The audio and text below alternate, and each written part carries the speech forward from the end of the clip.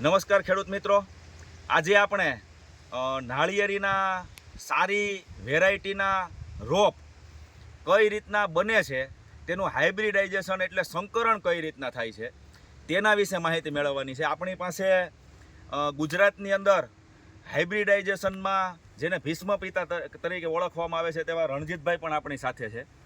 હવે આપણે સર્વપ્રથમ હાઇબ્રિડાઇઝેશન એટલે સંકરણની પ્રક્રિયાની વાત સમજતા પહેલાં આપણે નાળિયેરીની જે સિસ્ટમ હોય છે તે આપણે સમજી લઈએ. હવે દાખલા તરીકે આ નાળિયેરીનો છોડ છે. રાજુભાઈ નજીક આવતા રહ્યો. આ છોડની અંદર તમે જે અત્યારે આ એક દાખલા તરીકે પોટો જે તલવાર ઘણા કે ઘણા પોટો કે ફૂલ ઇન્ફ્લોરન્સ જે ખુલે છે રણજીતભાઈ, તેની અંદર આ માદા ફૂલ છે. હવે આ માદા ફૂલ છે, આ માદા બટન છે. હવે અહીંયા જે આપણે આ જોઈએ જે છીએ આ જે છે એ નર ફૂલ છે. હવે અહીંયા માદા છે, અહીંયા નર છે. હવે નાળિયેરીની અંદર સેલ્ફ પોલિનેશન એટલે પોતે જ પોતાનું પરાગનયન છે કરી રહેવાની કુદરતે એને શક્તિઓ આપેલી છે. દાખલા તરીકે આ માદા બટન ઉપર આ જ નર છે તેની પરાગ અહીંયા પડે, અહીંયા મધમાખીથી થાય અથવા પવનથી થાય, કોઈ પણ જીવાતથી થાય. એટલે આ છે તેની અંદર સમાન પ્રકારના લક્ષણો આ બટનમાંથી આવી રીતના નાળિયેર થાય, તેમાંથી આવી રીતનું નાળિયેર થાય. એટલે આ નાળિયેરીની આખી વસ્તી ટૂંકમાં જે એનો અનુવંશ છે તેનો વધારવા માટેની આ સિસ્ટમ છે. હવે તમારે સારો હાઇબ્રિડ બનાવવાનો હોય તો હવે આપણે નર્સરીની અંદર શું પ્રક્રિયા થાય તેની આપણે જો વાત કરીએ તો અહીંયા જે આ માદા છે તે માદાને આ જ નરનું પરાગનયન ન થાય એટલા માટે અહીંયાથી આ કટિંગ કરી નાખવામાં આવે. આ કટિંગ થઈ જાય એટલે હવે આ માદાને આપણે ફલિત ન કરીએ તો આ બટન છે રણજીતભાઈ ખરી જાય. એટલે આને ફલિત કરવું જરૂરી છે. તો ફલિત શેનાથી કરવાનું? તો ફલિત શેનાથી કરવાનું? તો એના માટે અલગ અલગ પ્રકારની સારા નર કે જેની અંદર WCT છે, વેસ્ટ કોસ્ટ સ્ટોલ છે, ઈસ્ટ કોસ્ટ સ્ટોલ છે, આવી રીતની સારા નરની જેની અંદર વિગર ફૂલ છે. નર ગમે તે રણજીતભાઈ પસંદ કરી લે તોય કાંઈ મતલબ નથી. કે જે બળુકો નર છે જેની અંદર જેના રંગ, રૂપ, આકાર, ગુણધર્મો, ઉત્પાદનની ક્ષમતા, વાતાવરણની સામે ઝઝૂમવાની ક્ષમતા અને ઉંમર જેની પરિપક્વ છે તેનો પરાગ છે એ આ બટન ઉપર ચડાવવામાં આવે. અને આ બટન ઉપર ચડાવવામાં આવે તેમાંથી જે નાળિયેર થાય તે આ રીતનું થાય, તેમાંથી આવી રીતનું થાય. હવે આની અંદર આ માદા ઉપર આને આ પ્રકૃતિના નરનું પરાગનયન થયેલું નથી. આ માદા ઉપર અન્ય સારી ગુણવત્તાના નરનું પરાગનયન થયેલું છે. એટલે આ ત્રોફો, આ નાળિયેર જ્યારે આવી રીતના વાવેતર કરવામાં આવે રાજુભાઈ, ત્યારે તેનો રંગ છે એ થોડો બદલી જાય. એટલે ખેડૂતની ભાષામાં તેને વાનફેર કહેવાય, પણ હવે વિજ્ઞાનની ભાષામાં આપણે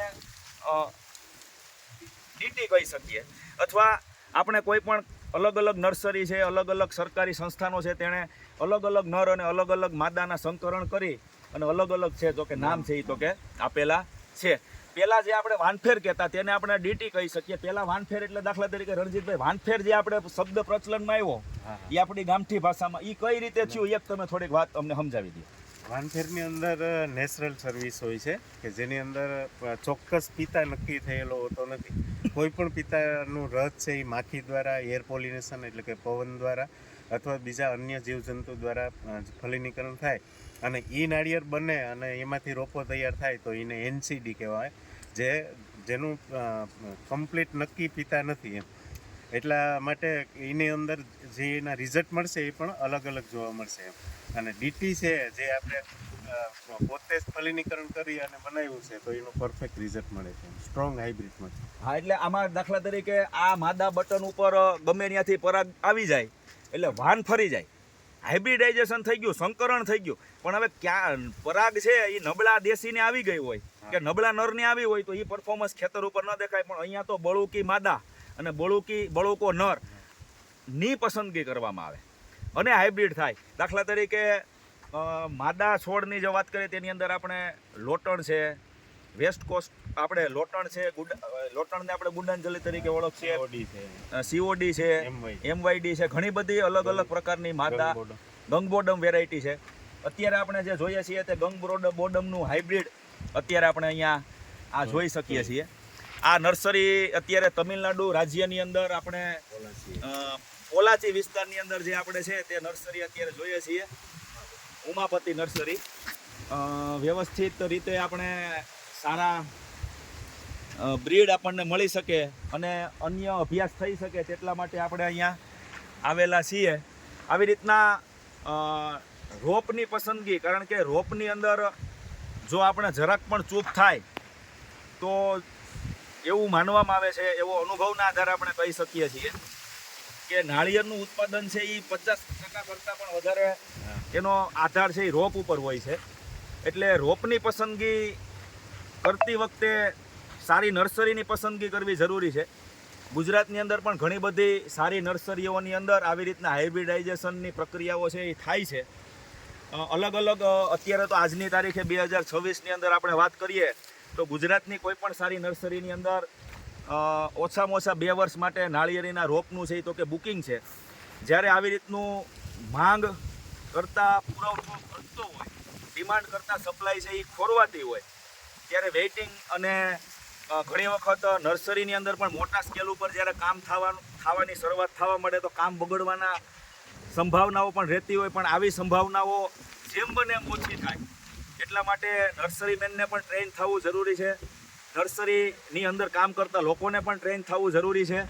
સારી ગુણવત્તાના નર અને માદાની પસંદગી થાય અને વ્યવસ્થિત રીતના પોલિનેશન થાય અને આપણે ગુણવત્તાસભર રોપ ઉત્પાદન કરી શકીએ તે માટેના પ્રયત્ન છે તો કે કરવા જોઈએ.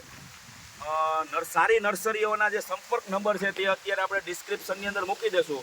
પણ આજની તારીખે આપણે 2026ની વાત કરીએ તો મારા ધ્યાનમાં છે ત્યાં સુધી કોઈ પણ સારી નર્સરીની અંદર કે જે નાના પાયે કામ કરતી હોય કે મોટા પાયે કામ કરતી હોય 2 વર્ષના બુકિંગ છે.